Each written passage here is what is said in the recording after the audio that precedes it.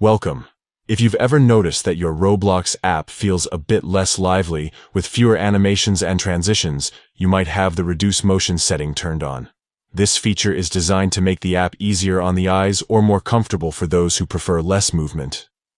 But if you're missing those fun effects, turning it off is quick and easy.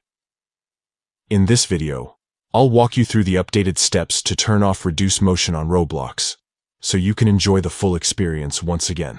Let's get started. First, grab your device and open up the Roblox app. Make sure you're logged in so you can access all your settings. Once you're in the app, look down at the bottom right corner of your screen. You'll see 3 dots. This is the More menu. Go ahead and tap on those 3 dots to open up a list of options. From here, you'll want to find and tap on Settings. This will take you to a new screen, where you can adjust all sorts of preferences for your Roblox experience. Next, look for the option called Device Preferences. Tap on it to open up even more settings that are specific to how Roblox runs on your device.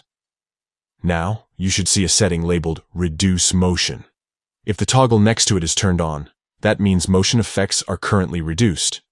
To bring back all the cool animations and transitions, simply tap the toggle to turn it off. You'll see the switch move. And just like that, Reduce Motion is disabled. That's it. You can now back out of the menus and enjoy Roblox with all the smooth animations and effects restored. This can make your gameplay and browsing feel a lot more dynamic and immersive. If you ever want to change this setting again, just follow these same steps. Thanks for watching, and if you found this guide helpful, don't forget to like and subscribe for more Roblox tips and updates. Have fun exploring Roblox with all the motion effects back on.